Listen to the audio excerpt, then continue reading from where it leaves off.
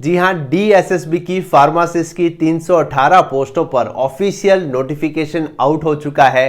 Complete आज समझेंगे sir इस वैकेंसी की एलिजिबिलिटी और क्या कुछ नोटिफिकेशन रहने वाला है इस वीडियो में। Hello everyone, welcome to my channel Mansa Academy. This is Himanshu. आप उस चैनल पे हैं जहां आपको pharma regarding news update, vacancy update, video lecture, study regarding video सब कुछ मिलता है आपको हमारे चैनल मनसा एकेडमी। और अब से आप हमारी मोबाइल एप्लीकेशन डाउनलोड कर सकते हैं जहां फार्मासिस्ट एग्जाम की टेस्ट सीरीज और प्रिपरेशन रिगार्डिंग कंप्लीट आप इंफॉर्मेशन ले सकते हैं। जी हां, बात करेंगे डीएसएसबी की जो फार्मासिस्ट की वैकेंसी साल 2024 में एक बड़ी और बम्पर वैकेंसी 318 पोस्टों को लेकर इसका नोटिफिकेशन जो है वो आउट हो चुका है। और इस नोटिफिकेशन से हम कंप्लीट समझेंगे सर क्या कुछ एलिजिबिलिटी रहने वाली है। हम सभी इस बात को जानते हैं कि इसके शॉर्ट नोटिफिकेशन के बारे में हम कंप्लीटली पहले भी बात कर चुके हैं और इसको लेकर इंपॉर्टेंट अपडेट भी मैंने आपको दे दी थी कि ये जो है भर्ती नियम में बदलाव हो चुके हैं, तो उसके अकॉर्डिंग ही अब भर्ती आने वाली है और वैसा ही कुछ आपको दिखने वाला है। मैंने आपको फिर से बताया था कि अमरसार एकेडमी एक ऐसा प्लेटफॉर्म है जो स्टूडेंट के हित में, मतलब जो सही सटीक जानकारी है उसी को मैं आपको शेयर करने की कोशिश करूंगा। मैं कुछ भी नोटिफिकेशन बता के आपको कंप्लीटली मतलब किसी भी बात का ऐसा भ्रम नहीं रखूंगा कि भाई ऐसा है। जो इंफॉर्मेशन है सही और सटीक जानकारी वो आज के नोटिफिकेशन से सब कुछ क्लियर हो जाएगा। और इस वीडियो के एंड में वो भर्ती नियम बदलाव वाले वीडियो चेक कर लेना, आपको इस बात की गारंटी और श्योरिटी भी हो जाएगी। जी हां, यहां पे आप देख पा रहे हैं डिटेल एडवर्टीजमेंट नंबर 4। जैसे ही आप क्लिक करेंगे, ये 4 वाली जो वैकेंसी है जिसमें कि आपकी नर्सिंग, पैरामेडिकल, फार्मासिस्ट की वैकेंसी है, सारा सब कुछ यहां पे इंक्लूड है। यहां पे देखिए शॉर्ट नोटिफिकेशन जो है वो 12/1 को आ चुका था और अब जो है डिटेल नोटिफिकेशन इसकी वेबसाइट पे आया है। यहां पे हम सभी जानते हैं कि 13/2/2024 को इसके एप्लीकेशन फॉर्म जो है वो स्टार्ट होने वाले हैं, यानी कि अभी भी 10 दिन बाकी है। और इसको लेकर भी मैं थोड़ी एक एडवाइस आपको दे दूंगा, उसको भी ध्यान से सुन लेना। हम सभी जानते हैं ये वैकेंसी टोटल नंबर जो है वो सर 318 यानी कि बड़ी वैकेंसी निकल के आ रही है, जिसको कि आप यहां पे कैटेगरी वाइज देख पा रहे हैं। जी हाँ सर, ये ग्रुप सी की vacancy, health and family welfare की फार्मासिस्ट की वैकेंसी है और इसका पोस्ट कोड आपका 01/24 जो है वो रहने वाला है। ठीक है जी, यहां तक सारी चीजें जो है समझ में आ गई। सर अब सबसे मोस्ट इंपॉर्टेंट ये नया वाला नोटिफिकेशन है। हम सभी जानते हैं ये 318 पोस्टों पे है और इसका मोस्ट इंपॉर्टेंट हमें जो है, जो काफी कंफ्यूजन बनी हुई थी इसकी एलिजिबिलिटी को लेकर, सब कुछ क्लियर हो जाएगी। देखिए हुआ क्या था कि पिछली जो वैकेंसी 2018 में आई थी उसकी एलिजिबिलिटी कंप्लीटली डिफरेंट थी, क्योंकि वहां पे एज लिमिट अलग थी, सब कुछ अलग था। इसके बारे में हमने अपडेट दिया। फिर बाद में जो है जैसे ही अपडेट हुआ कि सर 2019 के बाद जो है भर्ती नियम में बदलाव हो चुके हैं और अब जो ये वैकेंसी आ रही है इसमें भी ये बदलाव देखने को मिलेंगे और वैसा ही कुछ हमें देखने को यहां पे मिल रहा है। वो कैसे सर, कि यहां पे सबसे बड़ा बदलाव जो है वो आप यहां पे देख पा रहे हैं। सबसे पहले मैं आपको लेके चलूंगा इसके एजुकेशन क्वालिफिकेशन को, और भैया ध्यान से सुनना इस बात को, सब कुछ यहां समझ में आ जाएगा। नेक्स्ट पहला पॉइंट क्या बोल रहा है, देखिए बैचलर डिग्री इन फार्मेसी यानी कि बी फार्मा कैंडिडेट है ना, एसेंशियल क्वालिफिकेशन की मैं बात कर रहा हूं। बी फार्मा कैंडिडेट यहां पे एलिजिबल है फ्रॉम रिकॉग्नाइज्ड यूनिवर्सिटी और इक्विवेलेंट एंड। मतलब यह है, अब आपको कंफ्यूजन होगा सर यहां पे डिप्लोमा तो लिखा हुआ नहीं है, तो भैया ये कंफ्यूजन भी आने वाले समय में 10 दिन बाद क्लियर हो जाएगा जब इसके एप्लीकेशन फॉर्म जो है वो स्टार्ट हो जाएंगे। अभी के लिए क्या लिखा हुआ है sir, B pharma candidate eligible है और इक्विवेलेंट जो है यहां पे हम क्लियर कर लेंगे। रुक जाना अभी 10 दिन, यानी कि 13 तारीख को जब एप्लीकेशन फॉर्म स्टार्ट होंगे सारा सब कुछ और फर्दर क्लियर हो जाएगा। नेक्स्ट यहां पे सेकंड क्या मांग रहे हैं sir, registered pharmacist under the pharmacy act 1948, मतलब आप एक रजिस्टर्ड फार्मासिस्ट होने चाहिए। यहां तक चीजें समझ में आ गई। और तीसरा पॉइंट सबसे ज्यादा इंपॉर्टेंट है, याद रखना। यहां पे क्या लिखा हुआ है, देखिए the select candidate has to be registered. ध्यान से सुनिएगा, the select candidate has to be registered in Delhi pharmacy counselling within the 6 month of joining.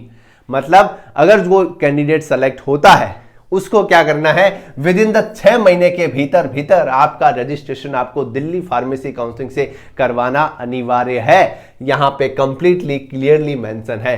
मतलब ये है सर कि द सेलेक्ट कैंडिडेट जो है हैज टू बी रजिस्टर्ड, उसको करवाना ही है दिल्ली फार्मेसी काउंसिल से अपना रजिस्ट्रेशन करवाना जरूरी है। मतलब आप कहीं और से हैं, अगर आप सेलेक्ट हो जाते हैं 6 महीने के भीतर भीतर आपको दिल्ली फार्मेसी काउंसिल से आपका रजिस्ट्रेशन कराना अनिवार्य है। रिक्वेस्ट करना चाहूंगा क्योंकि पिछले संडे को ही हम लाइव मिले थे और लाइव में मैंने भर्ती नियम में बदलाव के बारे में सब कुछ बता दिया था और वैसा का वैसा डीटो यहां पे आपको देखने को मिल रहा है। नेक्स्ट, डिजायरेबल में और कुछ नहीं लिखा हुआ, एसेंशियल एक्सपीरियंस में नील यानी कि कोई भी एक्सपीरियंस नहीं चाहिए।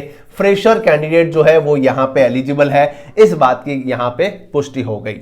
नेक्स्ट, सबसे बड़ा बदलाव जो है वो यहां पे आपको दिखने को मिल रहा है कि एज लिमिट जो है वो 27 हो गई है और यहां पे काफी सारे स्टूडेंट को लग रहा होगा कि सर ये एज लिमिट बहुत ही ज्यादा कम हो गई है। तो भैया जी हां, नए भर्ती के बदलाव के हिसाब से यहां पे आप देख पा रहे हैं एज लिमिट 27 है, जबकि पिछली वैकेंसी में ये है ना 18 से लेकर 30 साल जो है यहां पे रखी गई थी।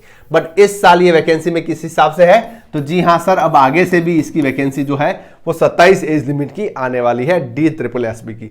ठीक है, लेवल पे आप देख पा रहे हैं 29,200 से 92300, मतलब जो सेंट्रल गवर्नमेंट का लेवल 5 ग्रुप सी की नॉन गजेटेड ये जो है पोस्ट आपकी रहने वाली है। अब सर इसमें क्या कुछ एज रिलैक्सेशन है वो टेबल नंबर 7 पे है, उसको भी हम यहां पे मतलब पैराग्राफ 7 में है, उसको भी हम डिस्कस कर लेंगे।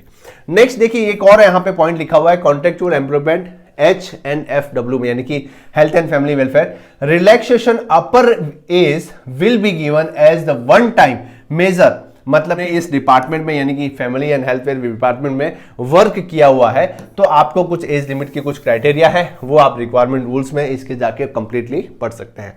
अभी के लिए हमें क्या पता चल रहा है सर कि जी हां, यहां पे कंप्लीटली मेंशन है कि आप एक रजिस्टर्ड फार्मासिस्ट होना चाहिए, आपके पास बी फार्मा की डिग्री होनी चाहिए और आप जो है ज्वाइनिंग के बाद विद इन 6 मंथ के अंदर अंदर दिल्ली फार्मेसी से आपका रजिस्ट्रेशन होना अनिवार्य हो गया है। नेक्स्ट, एज लिमिट यहां पे 27 की लिखी हुई है और एज लिमिट के रिलैक्सेशन क्या है इसको हम देख लेंगे। ठीक है, बाकी सारी वैकेंसी के बारे में भी यहां पे मेंशन है, जो भी अदर कैंडिडेट यहां पे एलिजिबल है वो भी चेक कर सकते हैं। हम हमेशा फार्मा रिगार्डिंग बात करते हैं, फार्मासिस्ट पे हमारा फोकस रहता है। आते हैं सर इसकी एलिजिबिलिटी क्राइटेरिया को लेकर, और यहां पे कंप्लीटली हम सभी जानते हैं तो कैंडिडेट जो है वो भारत का नागरिक होना चाहिए और सारी रिक्वायरमेंट रूल्स रेगुलेशन के अकॉर्डिंग जो है वो आपको पढ़ के यहां पे अप्लाई करना है। अप्लाई कैसे करना है, तो यहां पे आप देख पा रहे हैं DSSB की ऑफिशियल वेबसाइट पे आपको जाना है, सारे इंस्ट्रक्शन पढ़ने हैं। 13 तारीख से ये फॉर्म जो है एप्लीकेशन फॉर्म स्टार्ट हो जाएंगे और जो हम ऑनलाइन फॉर्म जैसे भरते हैं वैसे ही भरना है। सर इसकी एप्लीकेशन फीस कितनी रहेगी, तो जी हाँ 100 रुपए जो है ओनली फॉर 100 रुपीज इसकी एप्लीकेशन फी जो है वो रहने वाली है।